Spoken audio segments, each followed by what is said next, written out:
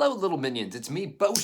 Now, I have reviewed about a dozen of the top-selling dash cams all over Amazon and beyond. And so I'm going to start this one with this unboxing just to kind of get the first impressions before you buy this thing. And I'm also going to be showing you some real-world sample footage, because a lot of times people actually review these things and they don't actually show you what the audio sounds like. For example, as you're traveling along, it could be garbled. You might not be able to actually hear anything with the onboard audio.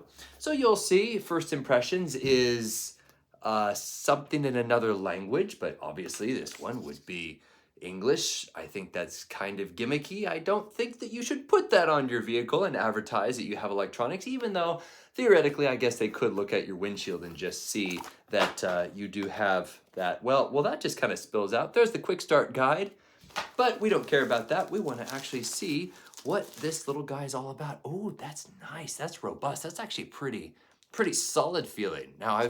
Now my first impressions with a lot of dash cams out there is just, it's kind of this piece of plastic. But you look at that, we're gonna go ahead and just peel that off. There's how you actually adjust some of the settings.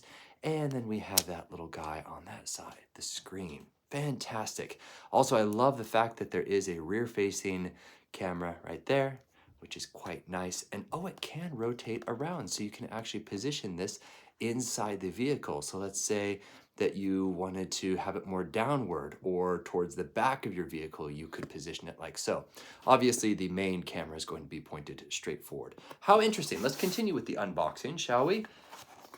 This is very Apple-y, if that makes sense, kind of like how it's packaged. We're gonna go ahead and set this down. We're going to look at what this package has. Oh, of course, this is a micro USB, not a mini USB. That's sort of the old-fashioned style USB charging, but that actually means it's more versatile, meaning that odds are you can use an existing charger because it probably has something like that on the end. That's cool. Also, plus side that I'm noticing already, not meaning to try to oversell you on anything, but a lot of times I get these cigarette lighters and they plug in and it monopolizes the entire outlet. And so you can't charge your phone anymore because it's using that. And so you need like these awkward splitters that come off, and it just takes more space in your car, as opposed to this one. When you plug it in, yes, it charges your camera and it keeps it active as you're driving, but at the same time, look at that. They're thoughtful enough to actually put a USB port in there. That's cool. Okay, so at the same time, you can charge your phone at the same time as your camera is on. That's neat. Let's continue. So that's pretty much all there is to the box, except of course for the suction cup itself. I do like the fact that it is a suction cup as opposed to the most recent dash cam I purchased. It was actually adhesive that glued to the inside of your windshield. Don't know about you, but not really that committed to gluing things to the inside of my windshield. I'd much rather want the ability to pop this on, suction like that, and then when it rotates, watch this. So when it rotates, it suctions. All right? So it's like that. And now we are going to look at, lastly, this little plug, which probably is just designed, yeah, that's it. So this is just designed to plug right into your computer to drop the footage from your camera onto your computer. Personally, I don't really use this plug because usually I just take the micro SD card directly out of it, and you can kind of see that the micro SD card goes right in there.